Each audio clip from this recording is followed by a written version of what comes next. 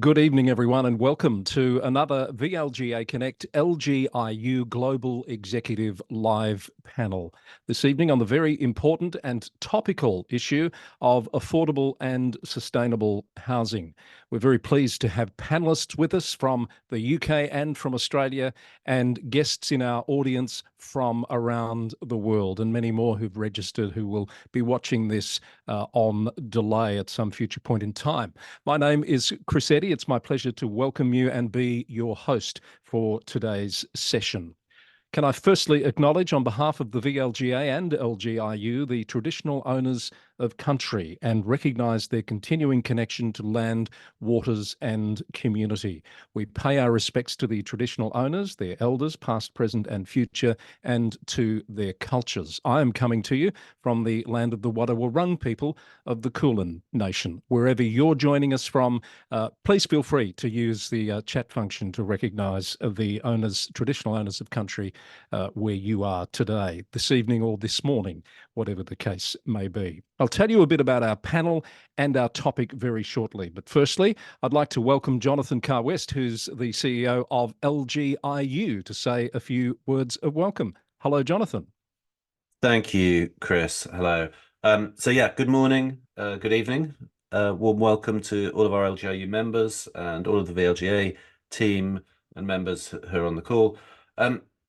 Look, what today is about trying to bring local government across the world together so that we can collectively seek responses, innovation to some of the pressing challenges that we face. That's what we do at LGIU, because we know that, when you're in local government, the endless kind of hustle and plethora and demands of the day-to-day tasks often mean that you don't have space to look up, sit around, take note of what other people are doing.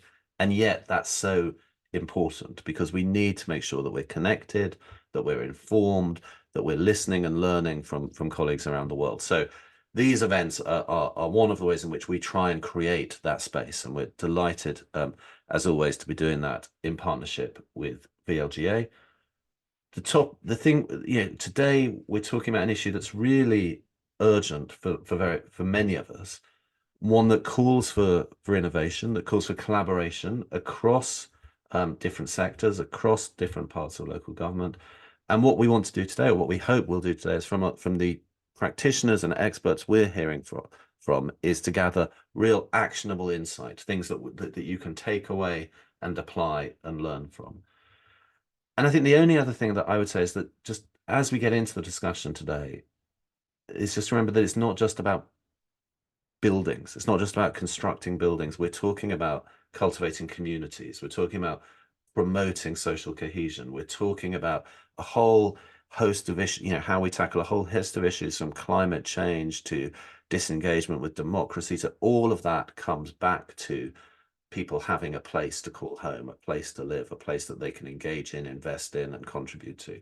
So it's an incredibly important topic, and one where I think if we can gather some sort of collective insight, collective approach to innovation, that's going to benefit us all. So I'm immensely looking forward to the conversation, and I'll pass back to Chris.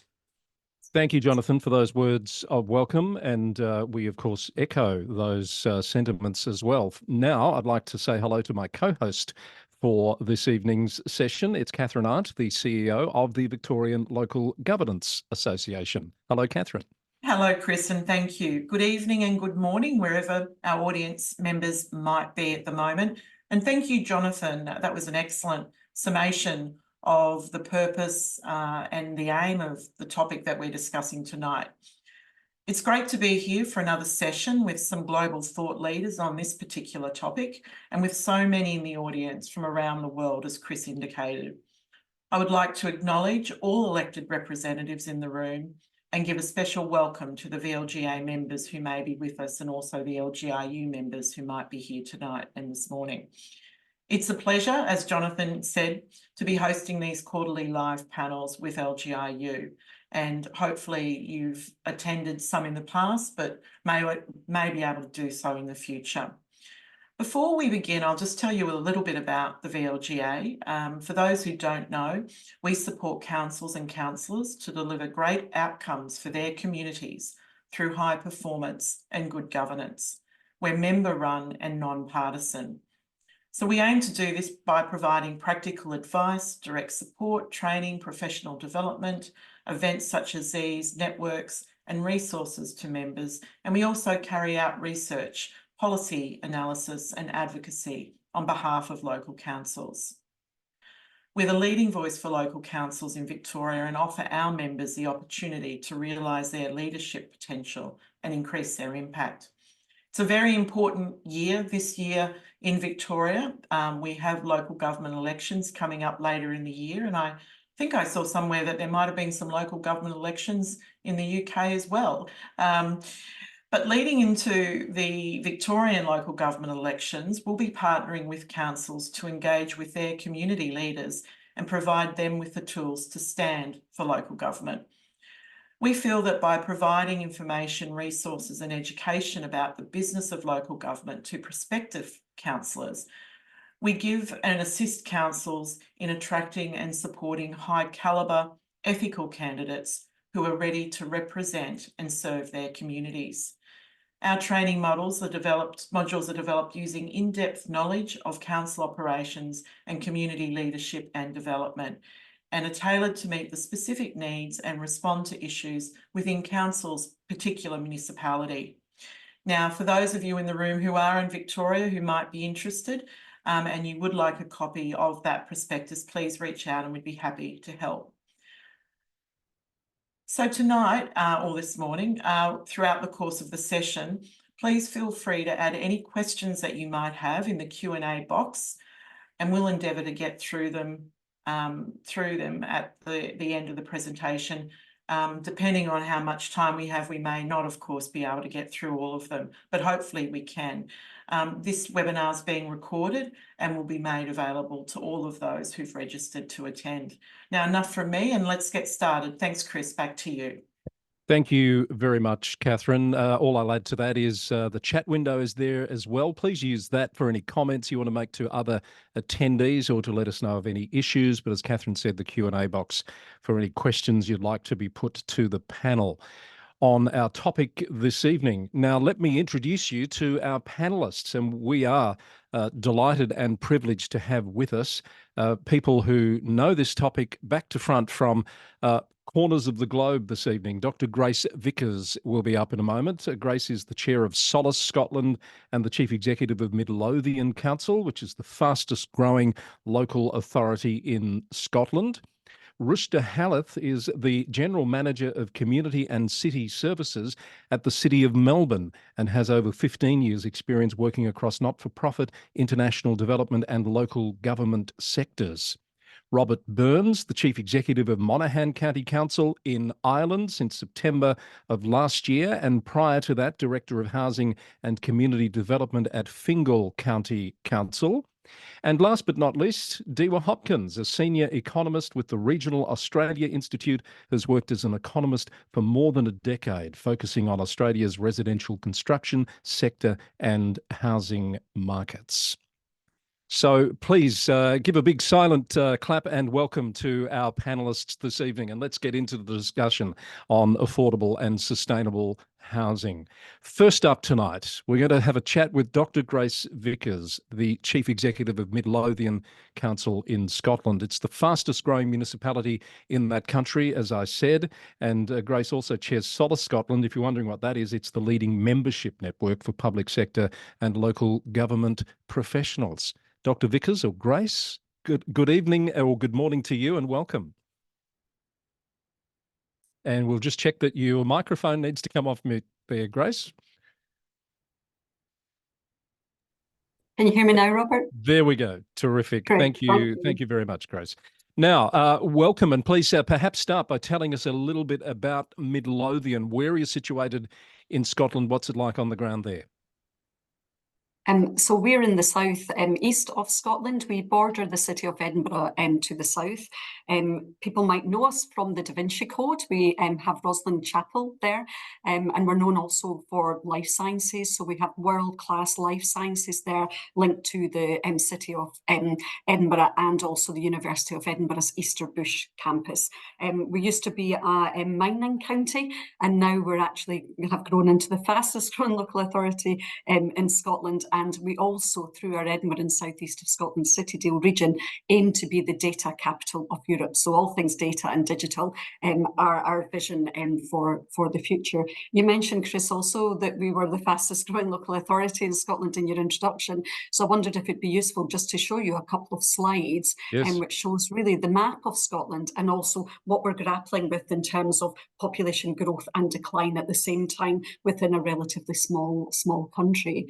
So the slide there shows Midlothian down there in the southeast growing at 16.1%, but actually what you see in the north and the west is population decline with a lot of migration happening from north and west over to the east coast. And that causes significant issues when it comes to planning housing supply for the whole country. And the next slide might be useful so that you can see the extremes that we're trying to grapple with nationally. So the Fiscal Commission was looking together with the National Records of Scotland in terms of population growth projections from 2018 all the way through to 2043. And you'll see Midlothian at the top of that chart growing exponentially faster than the other local authorities, but also you see the decline with Argyll and Bute and Inverclyde, who are on the west coast. So as part of that, we're really grappling with this as a country. So Solid Scotland last year published a paper called Housing in Scotland to discuss the current context and preparing for the future, because we did feel that it was important as leaders to map that out so that we could fully understand both the demand and the supply issues. Grace, on that chart we're looking at, I see East Lothian, I see West Lothian. You mentioned you're near the city of Edinburgh, so it looks like you're right in the middle of a very large pocket of growth. Is that fair to say? Absolutely. So we are the fastest growing region, and that brings with it significant challenges. And the other aspect that we need to build into that is some of the local authorities don't have an increasing 0 to 15 years population across Midlothian, East and Edinburgh. We have the fastest growing 0 to 15 population. So people are moving into our areas and having children, which is great, but puts a massive demand on providing early years, primary and secondary schooling. So it does come with significant capital and revenue implications. All right, we might take those slides down then so that we can see you again. Grace, tell us about the housing situation then at the moment. This population picture, fast growth that you've painted must be putting great pressures on what you already have. Paint the picture there for us. So there's significant demand for social housing, which outstrips supply considerably.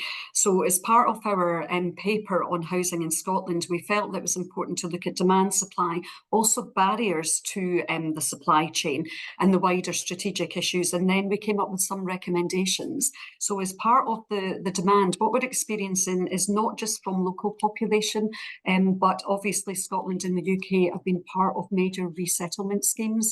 So Homes for Ukraine being one, the Afghan resettlement scheme and others. So we're trying to grapple with the fact of how do we cope with immigration, the migration from north to west to east in order to create that supply chain. But it's causing significant issues for us, I have to say. But Scottish Government have put together an ambitious plan to build 100,000 new affordable homes by 2040. But recently in both the UK and the Scottish Government budgets, there has been a significant cut to capital budgets. So we're trying to grapple with the fact of how we can actually build these new houses, which we urgently need. And actually there's now across the country 693,000 households in Scotland facing at least one housing need. So that's really a significant issue that we need to solve moving forward. Hence why we wrote the paper and presented a series of recommendations to both Scottish and UK governments. Can you tell us a bit about what the role of local government there is in relation to housing? Because for our Australian audience, councils are the planning authority, but councils, by and large, don't actually build and deliver housing themselves. But you do in a way, don't you? We do, so it's a mix. So some would contract that out. In Midlothian, we've got an ambitious social housing programme that we are trying to deliver. But that's becoming increasingly problematic in Edinburgh and the southeast because there's just not enough construction companies and workers actually in order to keep up with the build programme itself. We've actually got an ambitious passive house build programme as well, and that's passive house is a relatively new technique for us. It was something developed in Germany in the 1990s. So we're trying to grapple with the fact of how we create the housing and achieve our net zero ambition by 2030. That's still a goal for us by 2030. The Scottish Government recently changed that to 2045. But we're trying to build houses that fit with the 5 principles of passive house, Chris, which is high quality insulation, heat control, robust windows, airtight construction, heat recovery ventilation, and thermal bridge-free design. But in addition to that, we've also taken the opportunity, we've got 5 strategic housing sites across Edinburgh and the southeast. For us in Midlothian, our strategic housing site is called Shawfair. So we've actually set up a joint venture company with Vattenfall in order to develop low carbon heating for the whole of that development. So we hope that 3,000 homes will be heated from this new district heating company by 2030. And by 2050, 170,000 homes will actually be heated with the low carbon heating. So we're just trying to be innovative in this challenge that we've got facing us. So this, just tell us a bit more about this passive house building concept, because I think that's probably a little bit new to a lot of our audience tonight. You say it came from Germany. Is it something that you're doing as an innovation there in Midlothian, or is this par for the course across Scotland? I don't think it's par for the course yet. So there's a few local authorities that are trying this. So we did our first development as a pilot. It's relatively expensive compared to other housing projects, but the long-term benefits make it really, really worthwhile. We would also, I suppose, across the world, grappling with a cost of living crisis. So we thought actually if we can lift people out of fuel poverty, that's something that would actually really help us. So really worth the investment, and maybe longer term, it could potentially become income generating. So I wouldn't say it's yet commonplace in Scotland, but an aspiration of where we want to go. Certainly, we need to somehow cope with how we heat our homes in a low carbon way, because we know that homes and transport, unless we crack those 2 issues, we're never going to be carbon neutral by 2030. Right. What is the relationship between you at the local level and the central or the higher level of government like in relation to the delivery of housing? So I mentioned before the affordable housing supply grant and the Scottish Government's ambition to build the 100,000 extra homes by 2040. So I think the ambition is there for us to work collaboratively together. However, the recent decision around the capital grant funding is going to have really significant implications. In Midlothian, because we have a large amount of social housing anyway, the rents that we collect, we are reinvesting that into building new homes, but not all local authorities have their own social housing supply, so they may have to borrow in order to fund the capital cost. But unless we do a full review of the affordable housing supply grant, I fear that this housing ambition will begin to stall just because we won't have the money to support the cost of carry of the borrowing itself. Mm. So in your view, what needs to happen now to really move the needle on this, either at the local government level or holistically? So we in our paper, we have a series of short-term and medium-term recommendations. So we were asking for a review of the affordable housing supply grant itself, also a review of the legislation, Chris, because some have been affected by what we call the 2022 order, where you're almost in breach of the legislation just because your housing availability can't keep up with the supply. And we're seeing a significant increase in homelessness presentations.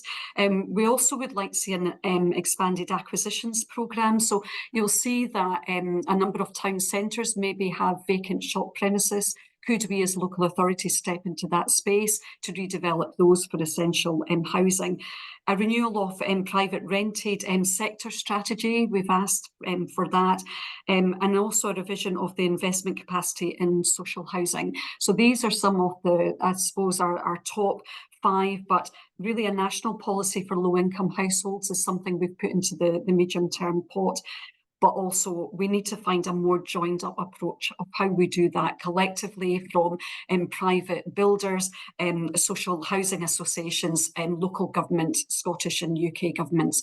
Without that joined up approach, I don't think that we can make a dent in those 693,000 households that need us to do something to help them.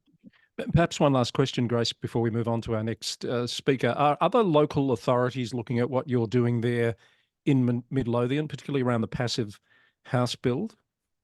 Yeah, I think people across the piece are interested in the longer term impact of that. However, we've now got more than 5 local authorities that have declared a housing emergency, and 2 of those are our largest cities, so Edinburgh and Glasgow. So I think it's difficult for people to look at innovative approaches when they're grappling with the immediate effects of a housing emergency itself. So we almost need that twin track approach, don't we, of managing the day-to-day emergency at the same time as that longer term horizon scanning of how we get into that passive house space.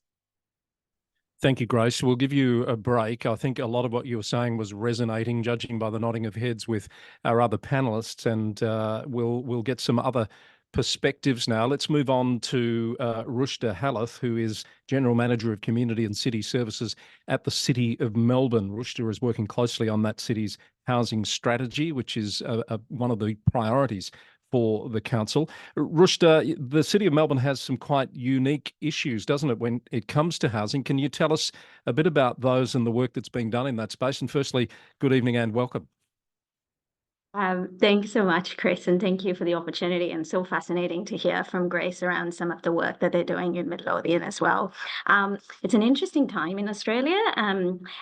We know there's a housing crisis, and housing affordability is at its lowest in decades. And in the past, when housing affordability was an issue, the rental market was something that people were turning to. But at the moment, we're having these significant trends around rental. Vacancy rates for rentals are at record lows, and prospective tenants are finding theirs is just one of dozens of applications. We are also finding that key workers in particular are struggling to find housing close to where they work. This is particularly relevant for City of Melbourne because we are a city of renters, our municipality. 67% of our household currently rents. And we're finding that the rental rates are growing faster than wage growth. So in the last 12 months, rental rates went up by about 15.8%, and wage growth only went up by 4%. And we also know that there's a shortfall of around 6,000 affordable rental homes in the City of Melbourne at the moment. And unchecked, this is predicted to grow to 23,000 by 2036. So that's quite significant. And while housing affordability is an issue that many people are grappling with, it's particularly significant for people on very low to moderate incomes. So that's another challenge as well. The policy context is really interesting in Australia at the moment. It's probably the unique time where there's such a strong focus on housing policy, both from a national, that's a federal government, as well as our second tier of government, our state government as well. So the Victorian government has come out with a really bold ambition of building 800,000 homes in the next 10 years. It's a bold ambition, and we still have to work through how we're going to get there. And it's been really interesting grappling with what's the role for local government in this mix? And that's something that we've really thought about a fair bit at City of Melbourne, because we want to add value and see how we can work at all 3 levels of government to try and contribute towards this issue. And I think, Chris, you mentioned earlier that it's traditionally not a local council role. We, as a local council, we approve planning permits for development. And as part of that, we try to negotiate affordable housing outcomes that through developments that take place in our municipality. But we've now in recent years established a specific almost task force called Homes Melbourne, who are working specifically on that spectrum from housing right through to securing permanent affordable homes. That's a significant investment that the council has made in this area. And there's a number of things that we are focusing on. Advocacy is a given, so more funding from different levels of government, but also it might be interesting for others to know that there are currently no mandatory inclusionary zoning requirements. So anything with regards to having affordable housing incorporated into developments is a negotiated outcome, which makes it very difficult. I know in many places across the globe, it's you have a mandatory target set within development. So that's a significant challenge that we're advocating against. Another lever that we're really looking at is public sentiment. We also find that in our municipality, but also elsewhere, there's a NIMBYism that tends to kick in when affordable housing needs to be developed. And we've invested a bit in terms of deep consultation and deliberative engagement with community through a people's panel to truly try and see, one, how community can react to this challenge, and secondly, how can we talk to community in a way that they're able to understand the challenge and embrace the path that we want to move forward in. And that's been really successful as a recent exercise. We had such strong conviction from all members of the panel who engaged in the deliberative process, and that's a real shifting of perceptions. But most recently, we're also seeing that public sentiment is shifting. The idea of housing being a challenge and homelessness is, we know it can happen to anyone, but currently people are actually seeing that. It's their, it might be a cousin or a friend that they know who's couch surfing at the moment and doesn't have access to a secure place to live. And that's become far more real for people. And some recent neighborhood level engagement we've done, we heard from over 4,000 people from our municipality, and across all of our neighborhoods and communities, affordable housing and homelessness came out as the top priority for communities. It gives you a bit of a sense of where the sentiment is at. The other thing that we're really trying to do is to pilot ideas to reduce the risks to community housing and development sectors. So what we're trying to do is use council-owned land in different ways to have demonstration projects that can then be replicated. So we know that there's a lot of surplus land owned by, for example, churches and other faith-based organizations. They don't necessarily want to sell their land. They're very open to long-term leasing models, but it's how do you make it work? How does it become viable for a developer? And what type of leasing arrangement can we put in place? So we're using some of our council land to test some of those options. So we're currently out to community consultation on 2 car parks that we own in the municipality that we want to then release to the market to come back with proposals around developing affordable housing on those sites. And in one instance, we're also considering inclusion of other components. What about a community center that's incorporated into that, for example? The other way we've used another one of our council-owned sites is a really fantastic project called Make Room.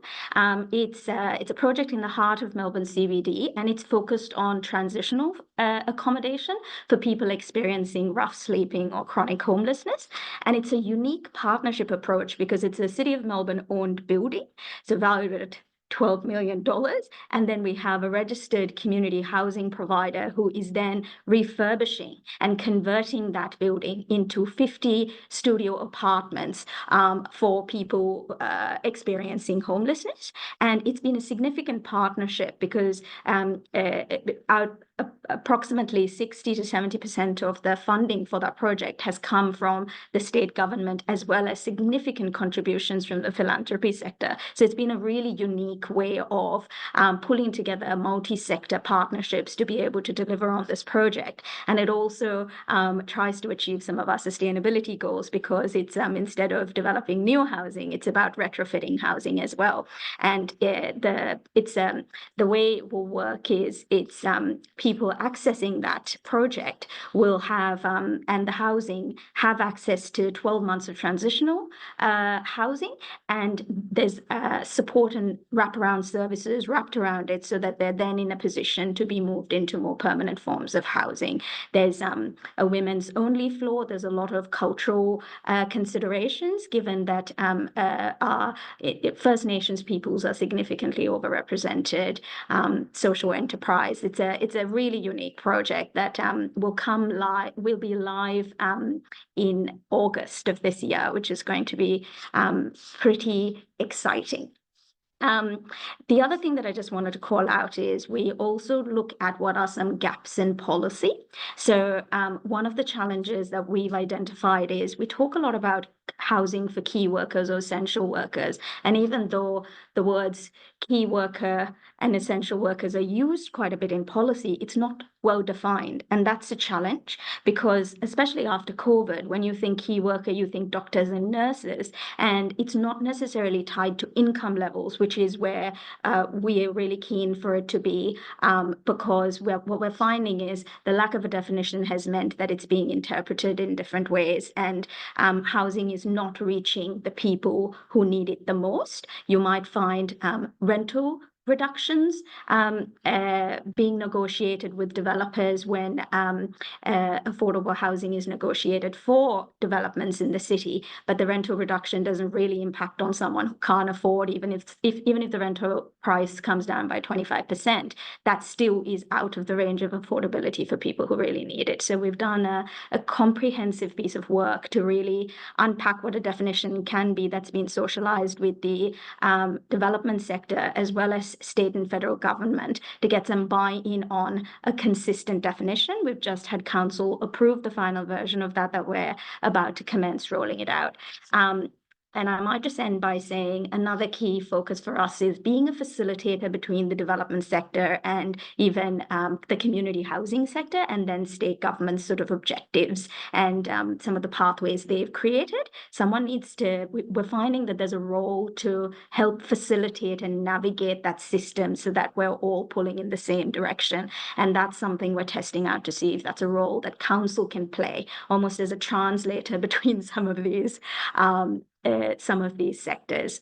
So I'm just mindful of time, so I might leave it there. Thank you, Rushda. Thank you for those insights. That was really interesting, and I'm sure our audience will have some questions about some of the initiatives that you've raised there, as well as for Grace. That's our first 2 of 4 panelists who've spoken. So a quick reminder to the audience to use the Q&A function to start getting your questions in, because we will have time for some cross-pollination of the panel a little bit later. I want to move on now to Robert Burns, who's the Chief Executive of Monaghan County Council in Ireland. Might give you a moment to bring your slides up, Robert, if you'd like. Robert was, as I mentioned earlier, also the Director of Housing at Fingal County Council. This is a topic that he knows a lot about, having worked in the housing space for some time. Robert, we've heard about what the situation is like in parts of Scotland. Can you tell us about the housing situation in Ireland? Is it much the same, or are there some differences? And what's being done to try and combat those issues? Okay, well, thank you, Chris, and good morning, good evening, everyone. What I might do, Chris, is, if you don't mind, just run through a few slides that provides that level of context and maybe answer some of those questions. So I'll try and go through those as quickly as I can. And as Chris has said, yes, I'm from a local authority in Ireland. And I suppose it is important to make the distinction at this point. Perhaps there's a wide audience here. It isn't the UK. So it's a very different jurisdiction, very different government. In fact, we're in the EU and the UK isn't since Brexit. So very different policy landscape. Similar pressures, perhaps, but just important to point that out.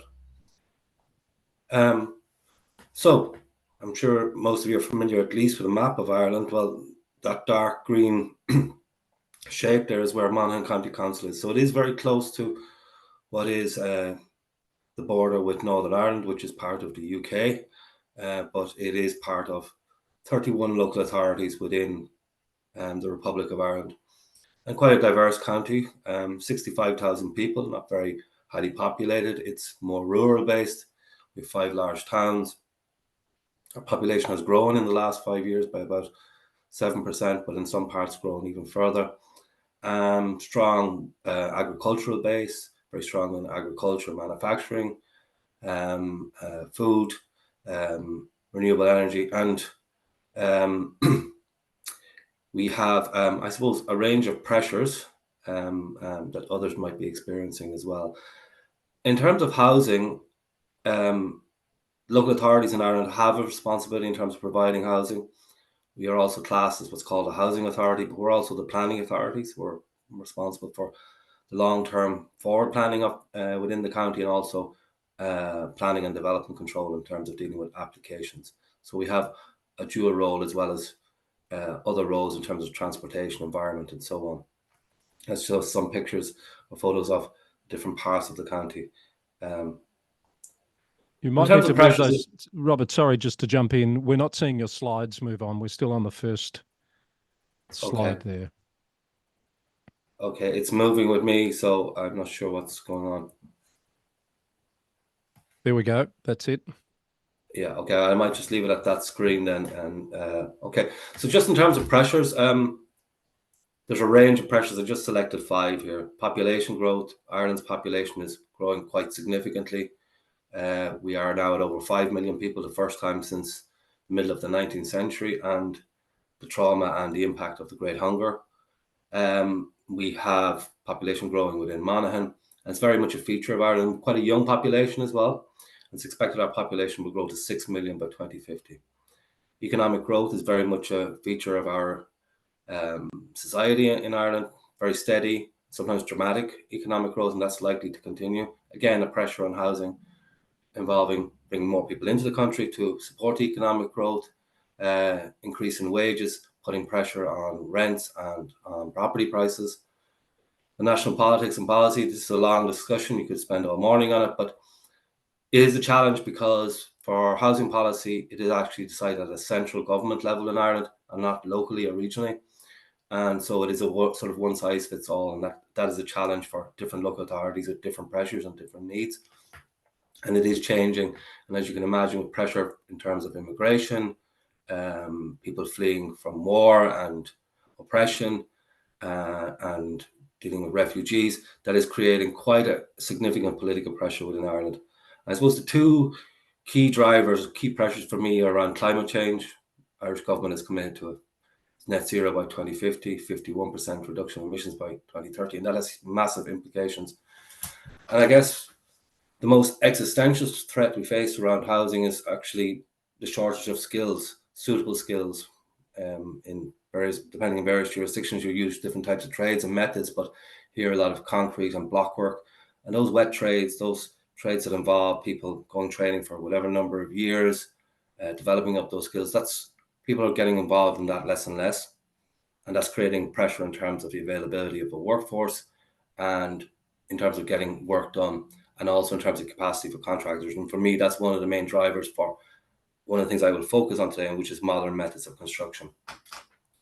So I'm going to focus just, and I think it's worth mentioning what sustainable development is first, because I think we've talked about sustainable housing, but what is it? And I think this is the classic definition from the Brundtland Report in '87, development that meets the needs of the present without compromising the ability of future generations to meet their own needs. It's important that we remember it.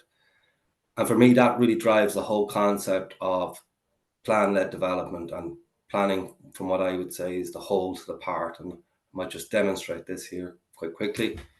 When I was working in Fingal, we had a development plan, a 6-year plan that looked at the future development needs of the county. But once we would drill into that, we would look at specific locations and what the needs are there. And then the housing was driven by that overarching planning framework, if you like, for the county. And I think this is a particular case study I just wanted to highlight, because it really brings in these key concepts around sustainability, because sustainability, as that definition I referred to earlier, is more than environment. It's much, much more. In fact, I would argue that's the smallest part of it. It's about social sustainability, it's about economic sustainability, and it's about bringing all those strands together. And it's also about acknowledging that perhaps we didn't make great decisions in planning and development in the past, and we need to remedy that. So in Fingal, very much a history of semi-detached housing, urban sprawl, which isn't really sustainable in these days. So it's about doing something different, but also acknowledging that that is there and trying to tie into that, trying to improve it as well. And this is just an example of all those different elements, as you can see, just through the color coding. There's economic activity close to this site, there's already housing, there's community, there's roads and transport. And this project was about remedying all that. And you can see the housing on the lower part there. That was actually quite disconnected. It was at the end of the roads that were there and the connecting points and transportation. And we needed to improve that and provide improved connectivity for the people who were already living there, as well as the people that we wanted to move into that area when the housing was built. And we really focused on, when I was in Fingal, around the idea of the 10-minute neighbourhood. So you have your homes and retail, community facilities, schools, all in close proximity. And in this development, we were providing a new community centre, retail spaces, parks, recreation facilities, walking, cycling routes, bus routes, all of that. And it was very much a holistic approach. And we have to look at what the overarching kind of objectives are. We're trying to improve connectivity, improve social cohesion within our communities, reduce car dependence, and there should be a dividend for new as well as existing communities. I think we really need to think about that when we're developing new housing. Often people who have existing housing feel left behind. And just to touch on the social sustainability, well, that's achieved by mixing the tenures. So I'm sure you're very familiar with that concept. And really coming from the place where we want this development to seem tenure blind, so that if you walked or drove into this area, you may not be able to tell the difference between a social, affordable, or a private home.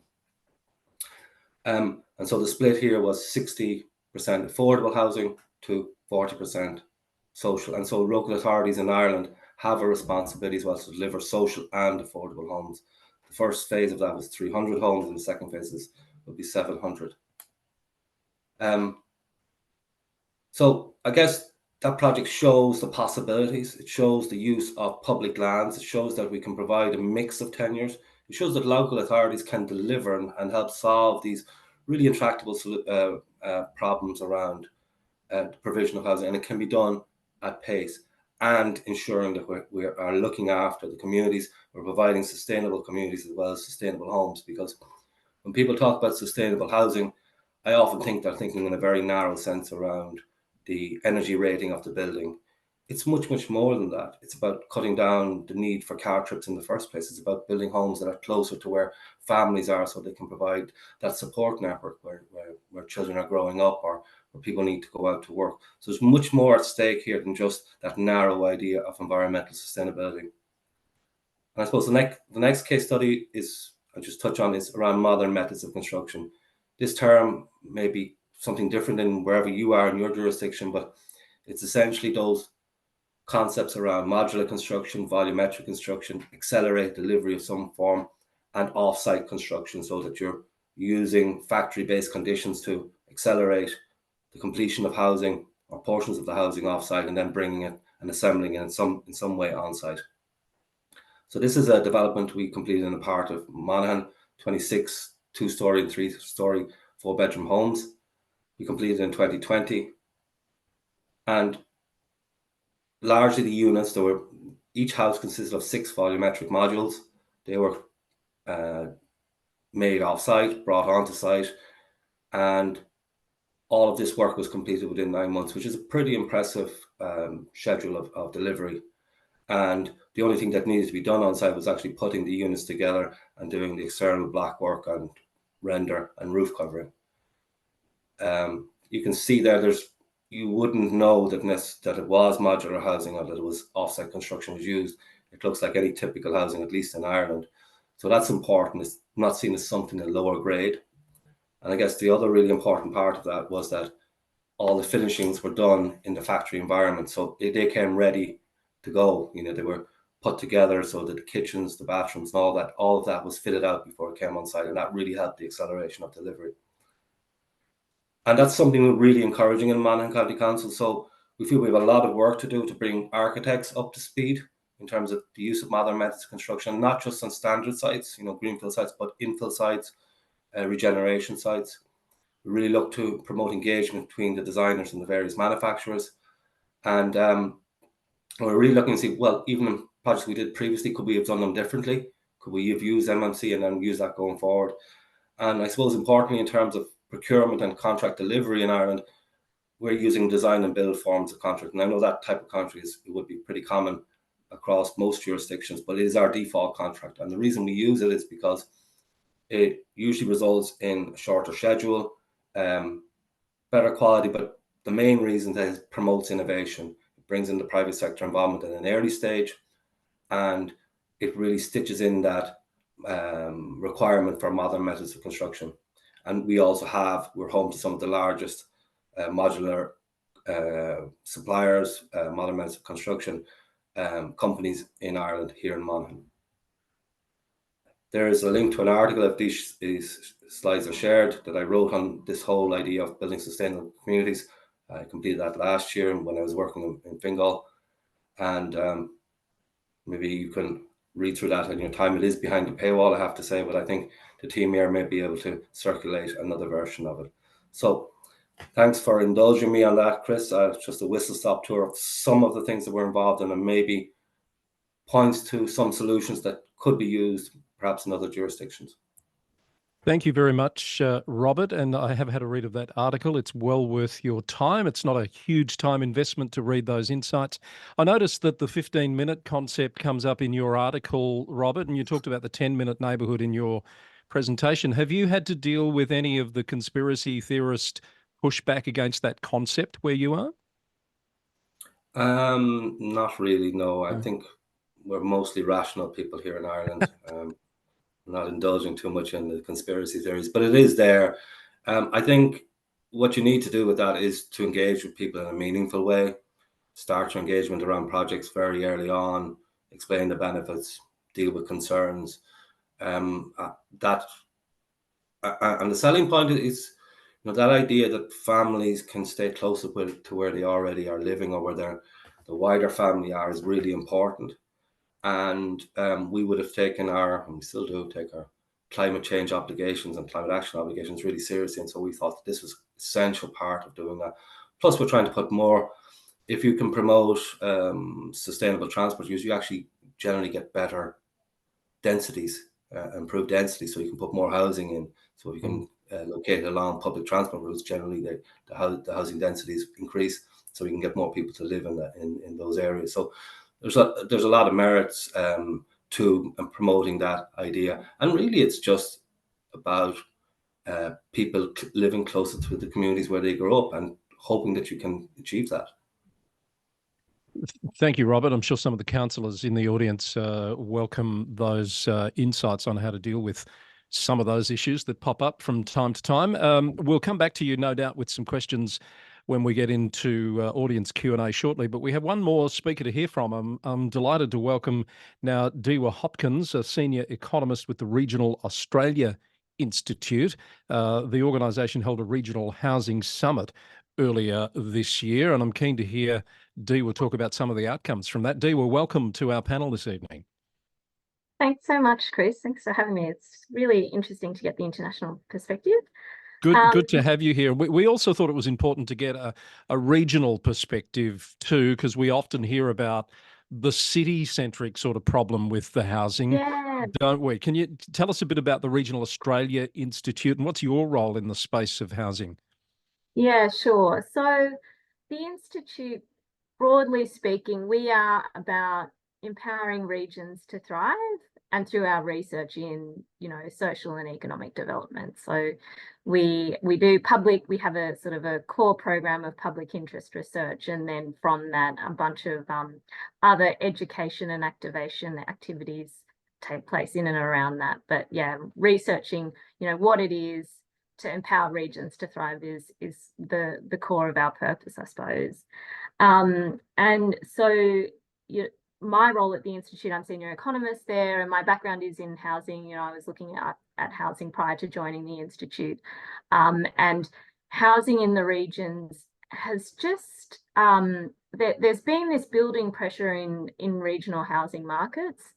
And that was really accelerated under COVID. And so the Institute actually has quite a long running sort of body of research into housing that goes back to 2020 actually. So the first nugget of research was looking at, you know, how communities, regional communities in particular, might respond to disaster because of the spate of natural disasters that had been, you know, plaguing regions, those bushfires and the and floods. So that was front of mind for a lot of our stakeholders. But then, you know, not long after there was COVID, and that really just put a rocket under those pressures in regional housing markets. And so we've been, for quite some years, we've been looking at researching regional housing markets, what's been driving them, what are the barriers to investment in regional housing market, what the pressures are. And so on the basis of this body of research and, you know, ongoing consultation that we've been doing with our stakeholders, we held the first National Regional Housing Summit, and we brought together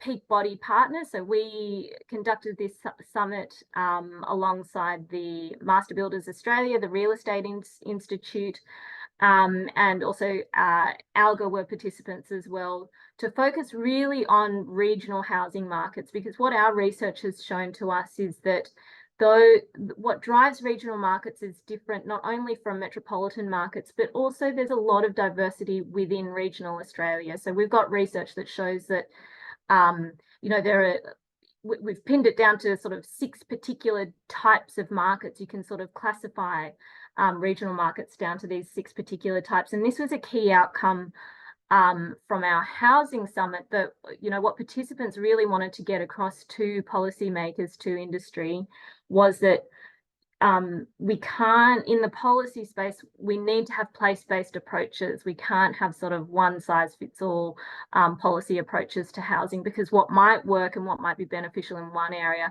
at a minimum might not be effective in other areas, and in some instances can actually be detrimental.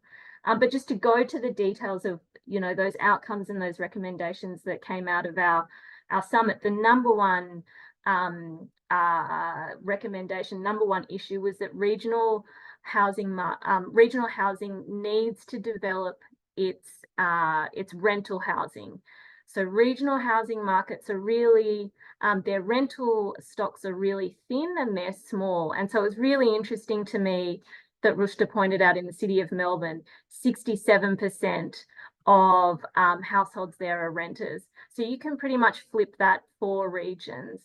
So, and we've looked at this for sort of Greater Melbourne and Greater Sydney, and you can, when you look at sort of, you look at it slightly differently, you look at the stock, the portion of the stock that's attributed to rental housing. In Sydney and Melbourne, you're looking at around 40% of that stock, Greater Sydney, Greater Melbourne, around up to 40% of that stock being for housing. So that is for rental housing. So that's really,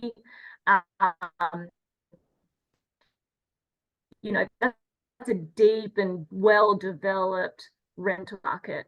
In regions, for rental housing, is only about sort of 20% of the overall housing stock, and it's the flip side of actually good purchase affordability in regions. So, you know, this is sort of a dark side to a lot of the population flows into regional Australia, because that's been triggered by really poor housing affordability. And, you know, in Sydney and Melbourne, and in particular, those purchase markets are in quite a malaise to actually, you know, for first home buyers in particular, to get into those markets.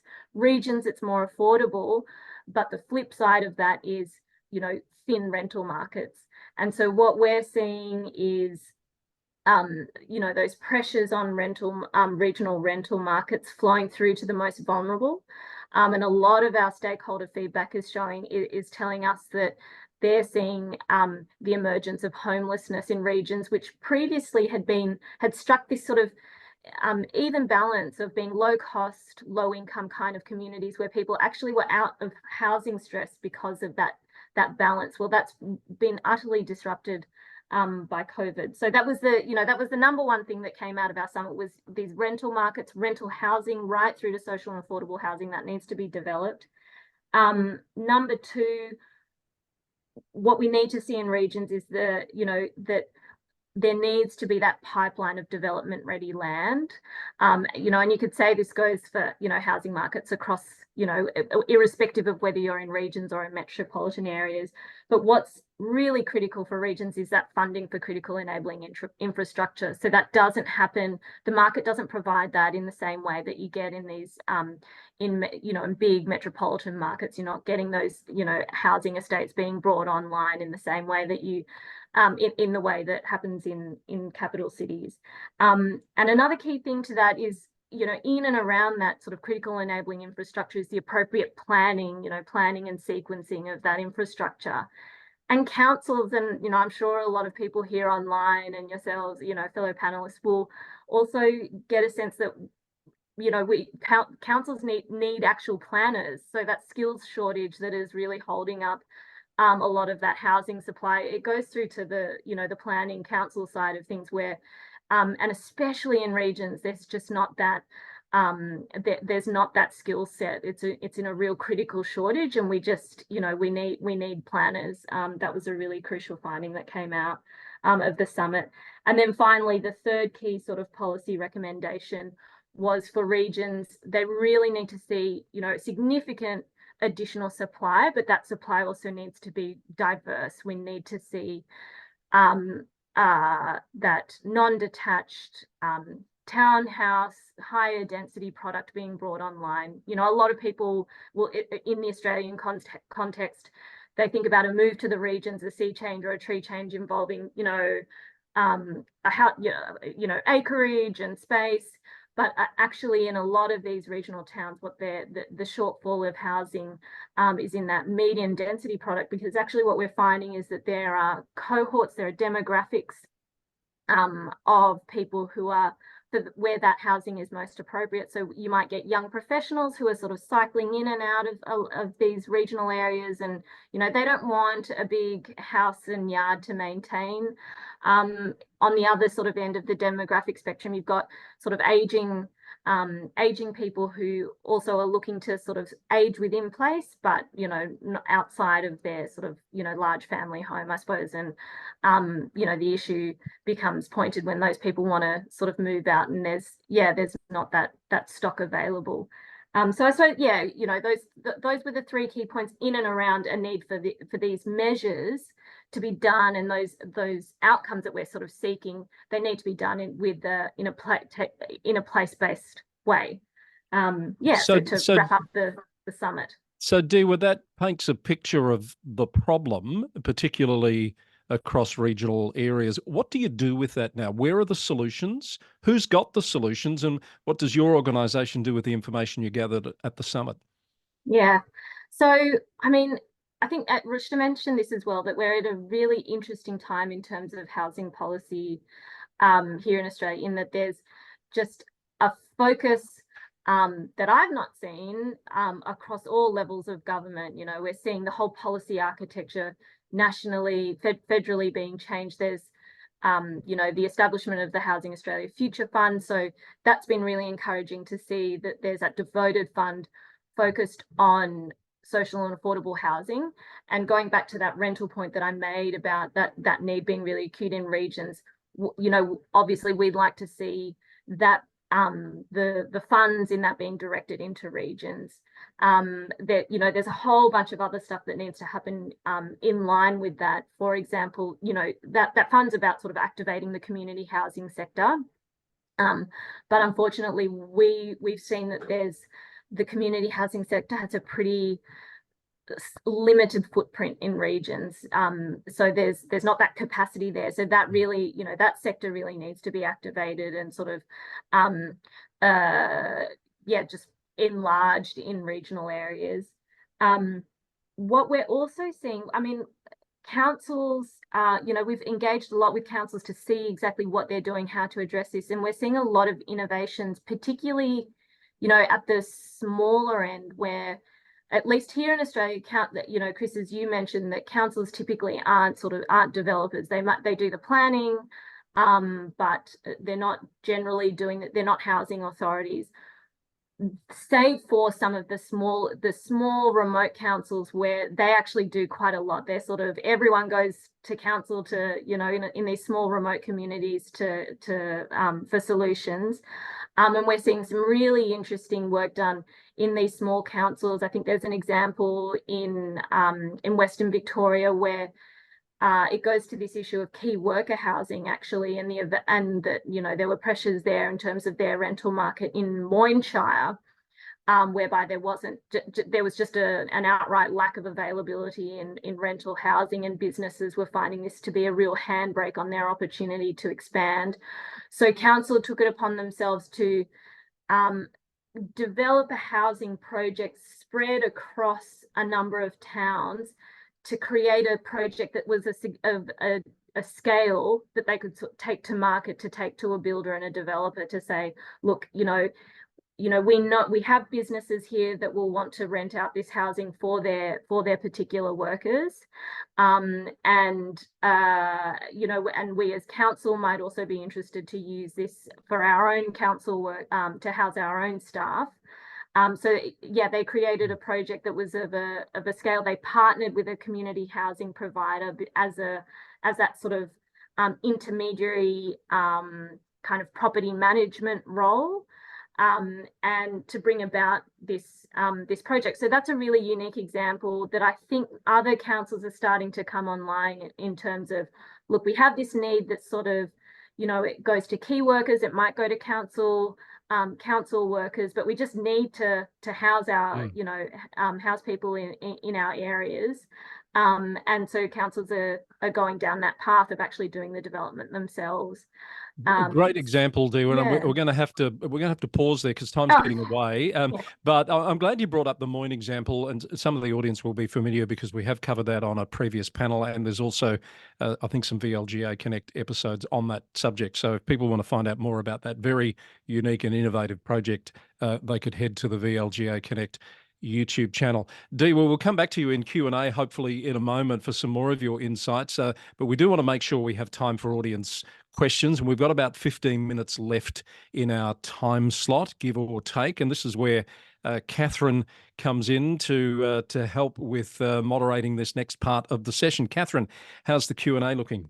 Yeah, look, we've got a few questions in the Q&A, and I'm sure that I have some more, and also you do, Chris. But I was really interested to hear, I think, from all panelists, that concept of multi-partner solutions. And I think that was, one of the questions that was front of my mind as well, is where, it's not just state or central government and local government who will be the solution to this issue, and we need to look beyond that. And I think each of the panelists talked about some of those multi-partner solutions. And Rushda, you actually spoke about the role of philanthropy in some of the initiatives that the City of Melbourne's undertaking.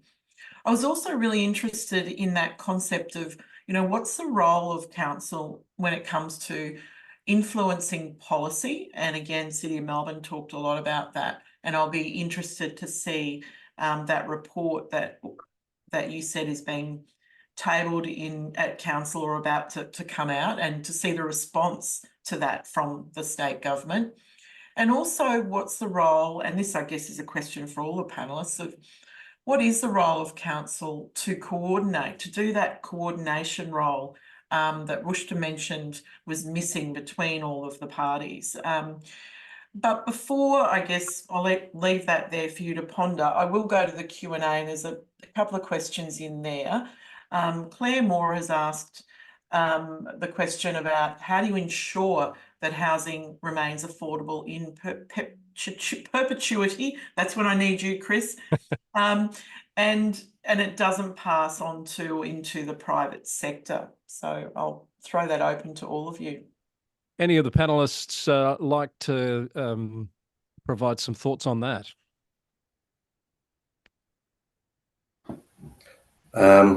Chris, it's Robert here.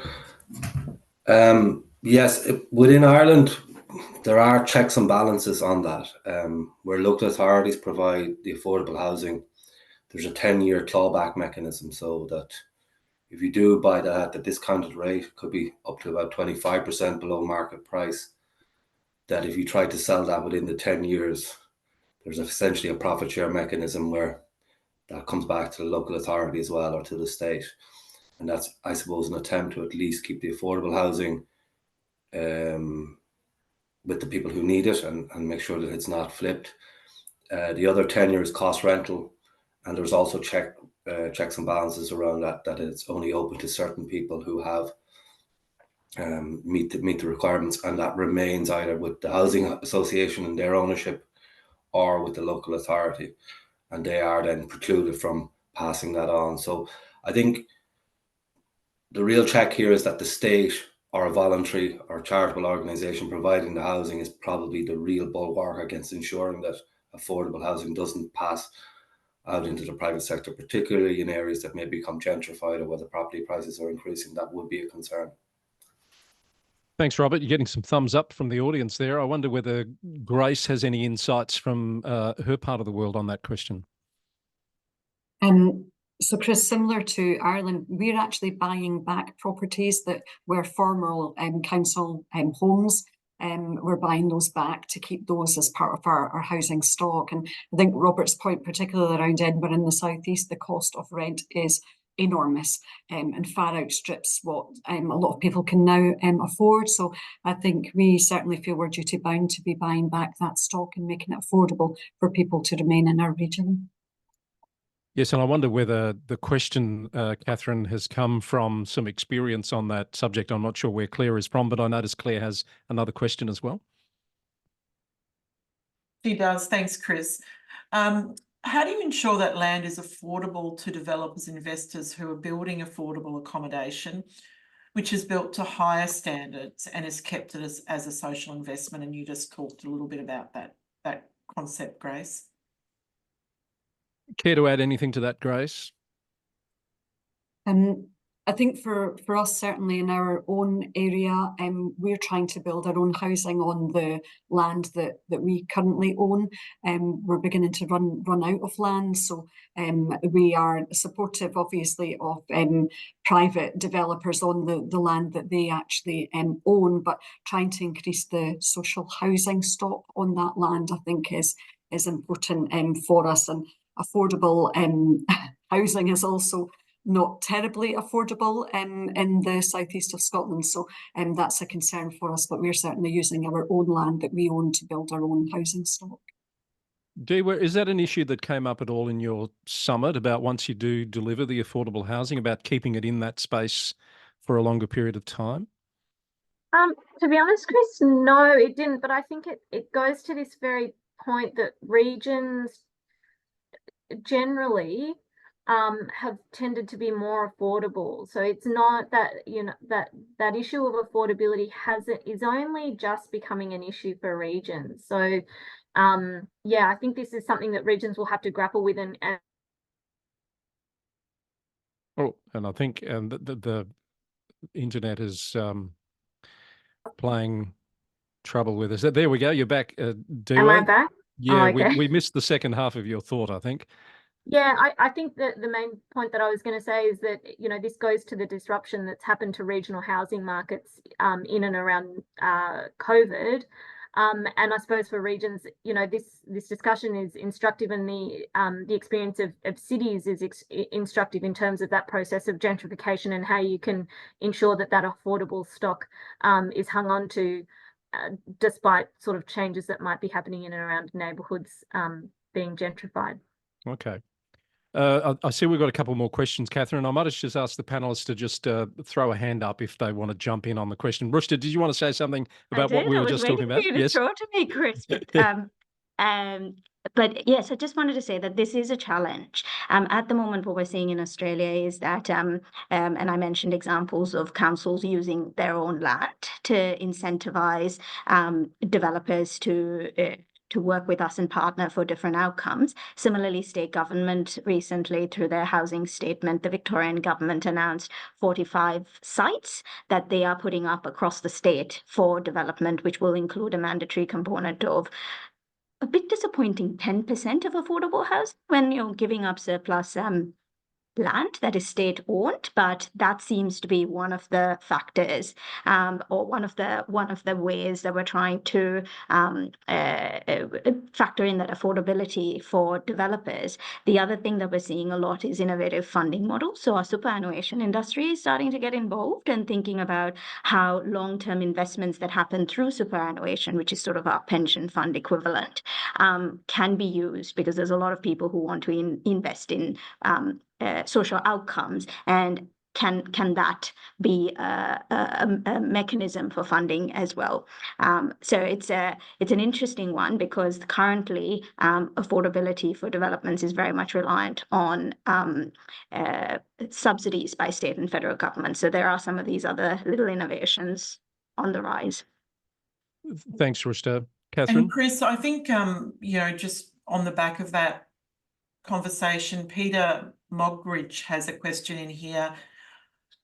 And I've actually heard about a similar initiative that was being considered in Australia a few years ago. Not so much to do with public housing, but the concept was that for every landowner or homeowner, there would be an automatic inclusion in their title to that property, the requirement that they pass on a small percentage of the profits from any sale that would go into a fund that would be used to invest in affordable and social housing. So this is sort of similar lines here, but so the right to buy, which many public housing tenants have in the UK, with a restricted right to sell, where a charge is made on sale profits so that some of this value can be fed back into the pot available to build new public housing. So the question is, do the panelists have any experience of that concept? Thoughts, panel? Yes, no? We might have to park it if not. So put that, Robert, I sense you have a thought. Yeah, that's interesting. I might just explain how affordable purchase housing works in Ireland. It's actually sold housing that would be often sold by the developer. It might even be on public owned lands, but for the person who's buying the property, it's just like buying a house or an apartment in a normal estate. So they're not buying a social house that's converted into affordable housing. They're buying a private home that's subsidized to be affordable. So they own it by default to begin with. There's a clawback mechanism, as I said, that tries to prevent it being flipped or being sold again. So I think that's an important distinction. It's always been a challenge around policy and housing in Ireland. You have a right to buy properties here too. And in a lot of ways, people would have different views on it. It has removed the housing stock, and Grace has talked about the need to buy back. Well, the only reason they were buying them back is someone had the right to buy them first and they were sold. And I'm sure, Grace, you're buying them at a premium, much higher than when they were sold or they were built. So it's very much a challenge. And also with the Irish experience, we talk about affordability, but I think sometimes we need to also talk about viability. The subsidies are actually about perhaps allowing the properties to get built in the first place, because the cost, for example, if it's 500,000 euros to build an apartment, which is a typical build cost in Dublin, you can probably sell that at 350,000, 400,000. So there's a gap.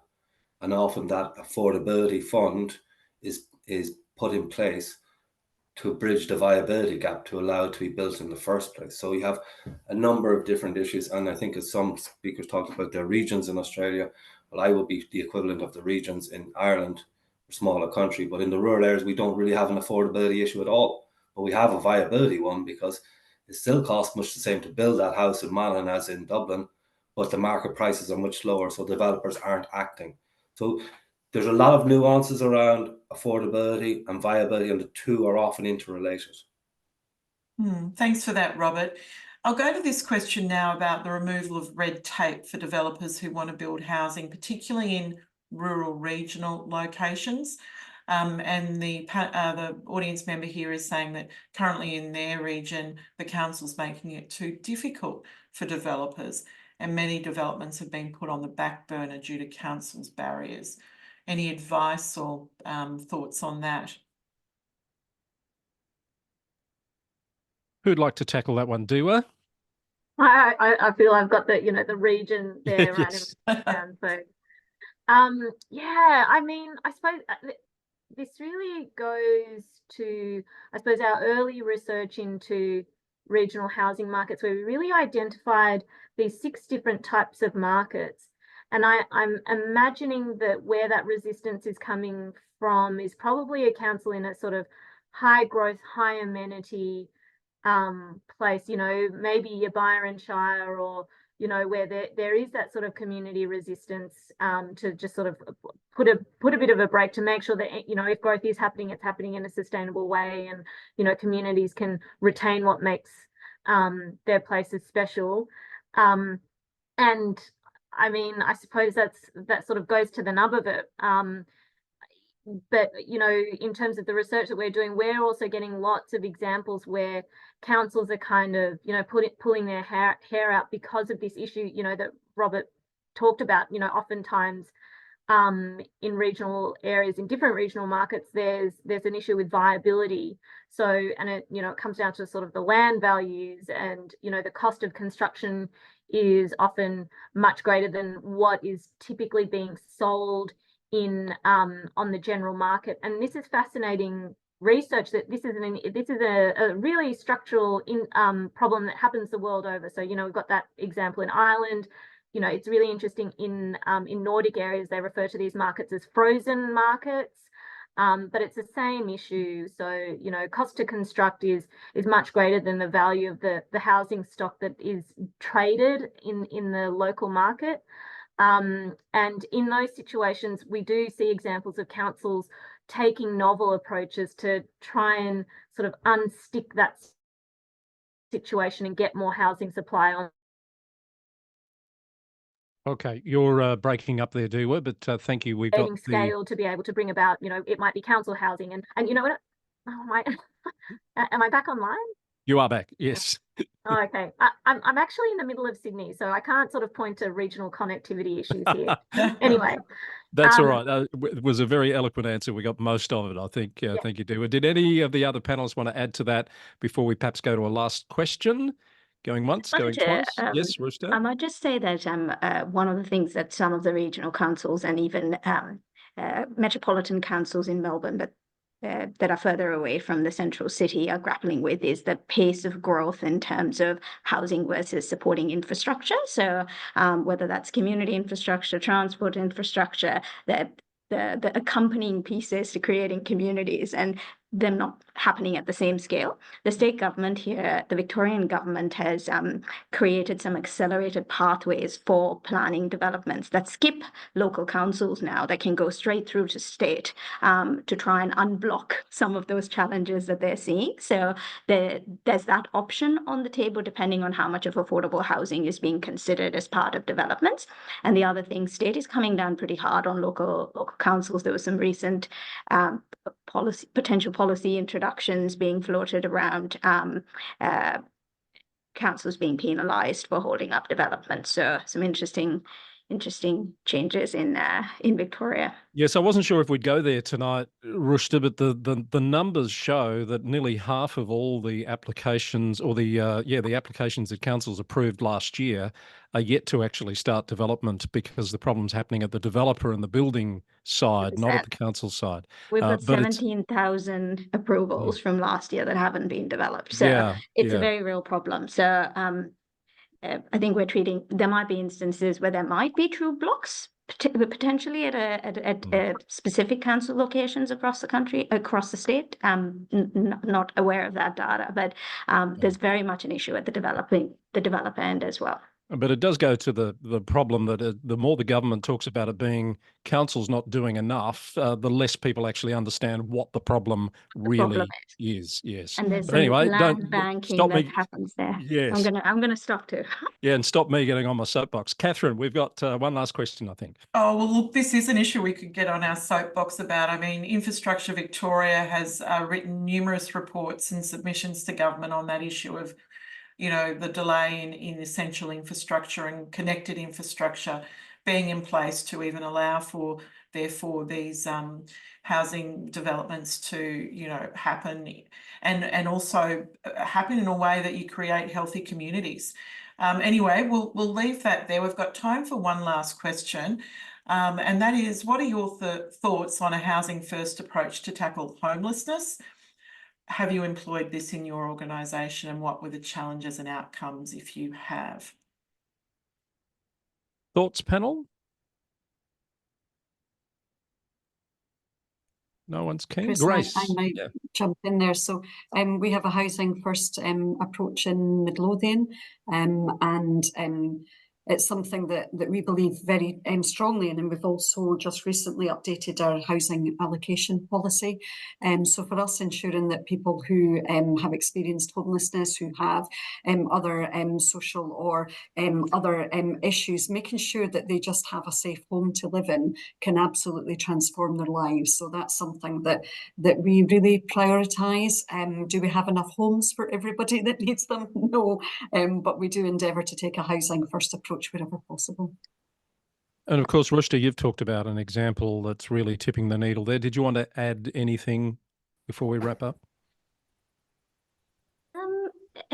It's going to be interesting to see what the take up of the wraparound ancillary services that we're going to be providing as part of that particular model is going to be. So it's going to be, there's a lot of thinking happening at the moment around evaluation and longitudinal research for that particular program. So it's a wait and see in terms of the effectiveness. Yes.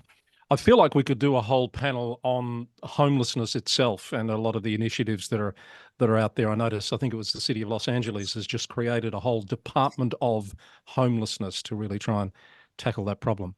But we're digressing. Catherine, any final thoughts before we wrap up? Look, not from me, Chris. I think, we could talk all night about this issue and into, the next week. But I really, just on behalf of the VLGA, want to thank all of the panelists for their contribution. It's a really important topic, and I think there's, a lot more to discuss. Just going back to some of the upcoming events for the VLGA, you can check those out on our website. But Chris, over to you to wrap up. Thank you very much, Catherine. I do want to thank all of our panellists, Dr. Grace Vickers from Midlothian, Robert Burns from Monaghan, Diwa Hopkins from Regional Australia Institute, and Rushda Halith from the City of Melbourne. Thank you all for being so generous with your time this evening. To Jonathan Carr-West and the LGIU team, and to Catherine and the VLGA Connect team, thank you all, Belinda in particular, beavering away in the background there. If you would like to speak to us further about the issue, or perhaps I notice someone wants to get a hold of your presentation, Robert, so we need to check whether you're okay for that to be shared, but just drop us a note in the chat or the Q&A, and someone from the team will get back to you. Catherine mentioned there's a bit coming up, as well as the VLGA partnering with councils to develop and prepare candidates for this year's elections. There's also a series of free online webinars coming up for community members to give an overview of standing for local government and what life looks like as an elected official. The VLGA's Councillor Professional Development Series is back with a session coming up on effective meeting procedures, an interactive and confidential session to give councillors the tools and strategies to perform at their best. That's a member-only event on the 31st of May.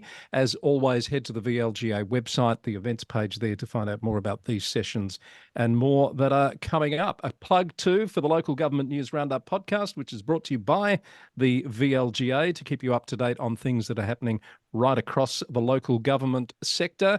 That's all we have time for tonight. Thank you in the audience for joining us, and we hope to see you back soon for another global executive panel from the VLGA and LGIU. For now, it's goodbye.